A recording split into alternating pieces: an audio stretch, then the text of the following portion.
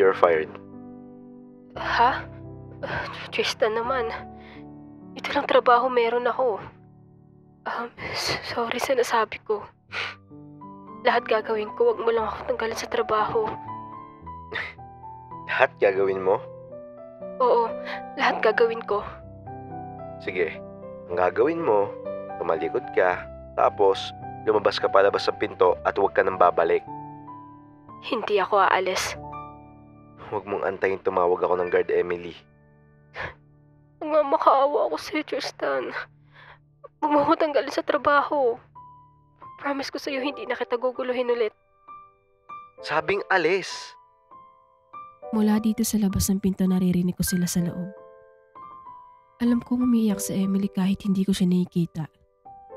Naririnig ko kasi sa boses niya. Maya-maya lumabas siya sa pinto at nagulat siya nung nakita niya ako. Napahinto siya at hindi niya alam kung babatiin niya ba ako o hindi. Pero umalis na lang siya.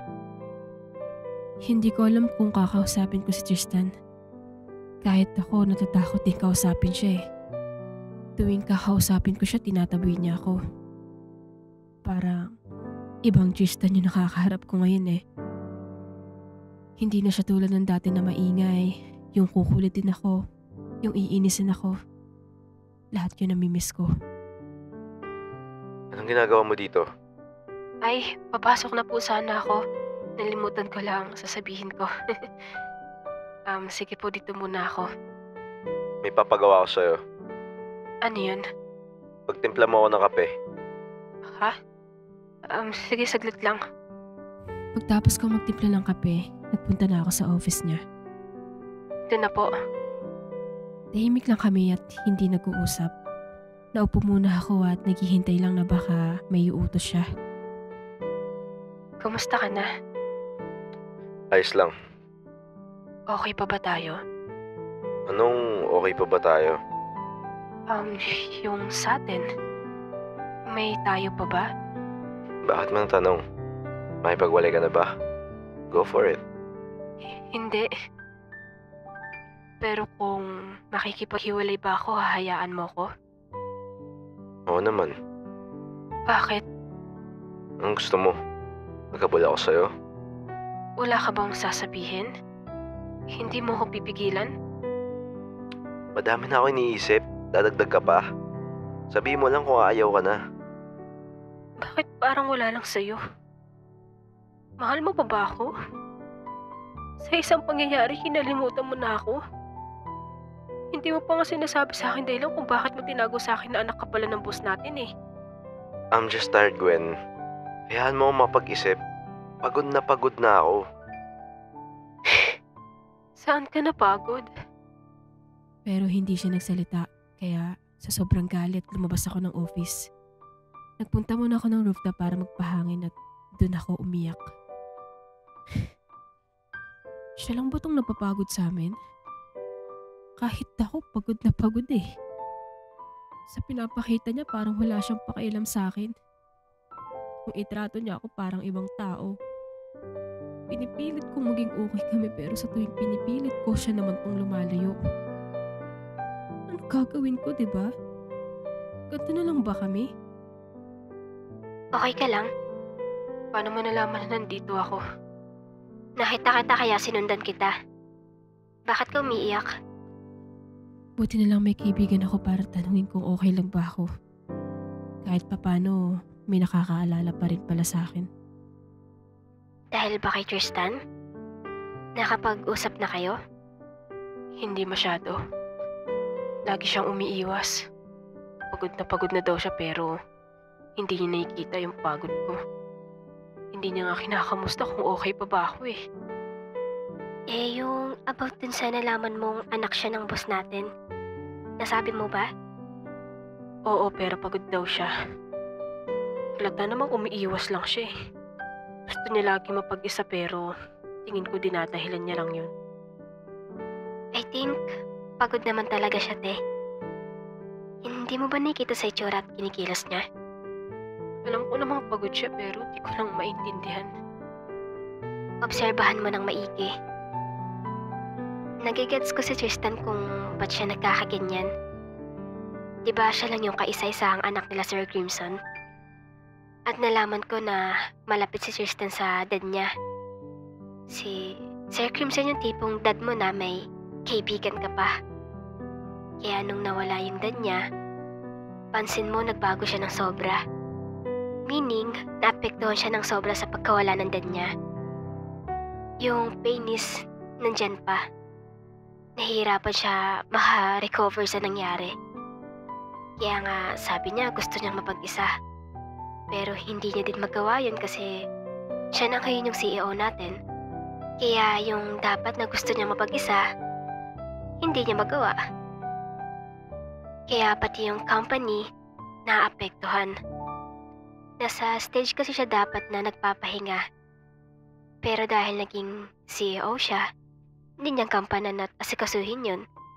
Pero since kamamatay lang ng dad niya, nahihirapan siya at nape-pressure. Sorry, ang dami kong nasabi pero nagigets mo pa yung point ko, te? Oo, nagigets ko. Alam kong nahihirapan ka. Isipin mo na pagsubok lang sa inyo to. Tatagan mo lang, Gwen, magiging okay din ang lahat. Basta pag need mo ng tulong, nandito lang ako.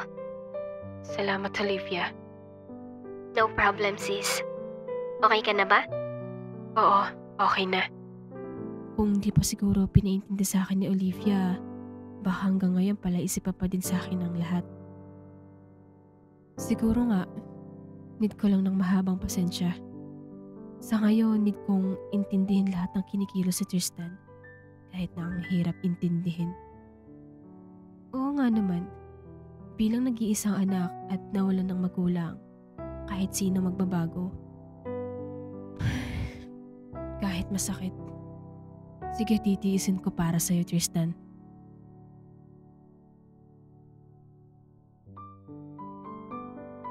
"5 AM nang magising ako. Chinek ko yung phone ko pero wala siyang text tulad ng ginagawa niya dati. Di tulad noon, paggigising ako nandiyan na yung nakakainis ng mga text message. Bumiyahe na ako papuntang building at naisipan ko muna magkape. Alam ko naman na wala pa si Tristan ngayon sa building. Pupunta lang naman yun dito pag natripan niya. Minsan, hapon na siya nakaharating dito. Imbis na umaga dapat nandito na siya, pero dahil nga siya si Tristan, siya ang nasusunod kaya ano nga naman ang magagawa ko. Actually, okay lang naman kahit wala siya dito lagi. Kasi ganun din naman ang ginagawa ni Sir Crimson pero kasi nalalaman ko na sa bahay siya at natutulog lang daw. Kanina ko nalaman? Eh di sa dating assistant ni Sir Crimson. Pero iintindihin ko na lang tulad ng sabi ni Olivia. Kaya kong intindihin basta si Tristan.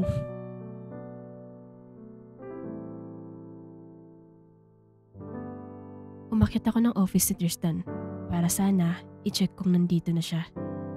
At himala. Nandito na pala siya, hindi man lang nagsabi sa akin. Good afternoon. Nag-lunch ka na? Oo. Bakit ka nandito? Wala naman ako ipapagawa sa'yo ah. Chinek ko lang kung nandito ka na. Kanina ka pa ba nandito? Kakarating ko lang. Bakit? Gusto lang sana kita kausapin. About saan? Kasi bumabagsak na yung company natin. Tapos nawawala na din tayo ng tauhan. Wala na din gusto mag-apply sa atin. O ngayon? Hindi maghanda yun. Baka tuluyan talaga tayo bumagsak. Bukod doon, napapansin ko na bihira ka lang magpakita sa amin. Madalas kong wala. Kaya sana hanggat maaga masolusyonan agad natin. Tinuturuan mo ba ako? Hindi sa ganun. Pinapaalalahanan lang kita. May hirapan tayo kung tuluyan tayong babagsak. Ikaw ba ang CEO para mahirapan? Hindi. Pero bilang assistant mo, concern ako sa pagbagsak ng company natin. At trabaho kong i-remind yan sa'yo. Kahit hindi mo napaalala, alam ko naman.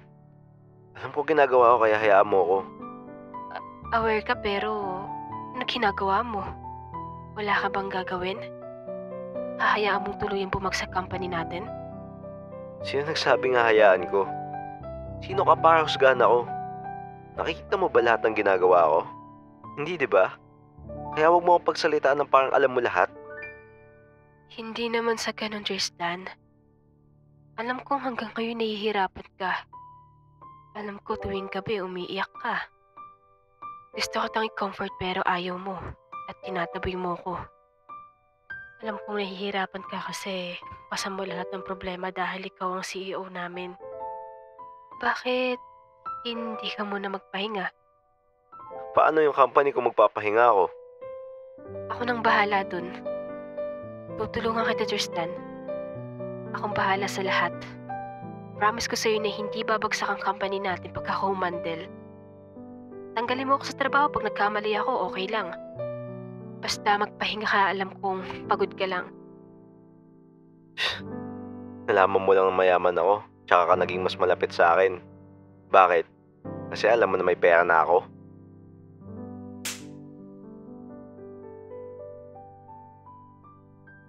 Gusto mo ba makita yung next part? Click mo lang yung join sa tabi ng subscribe.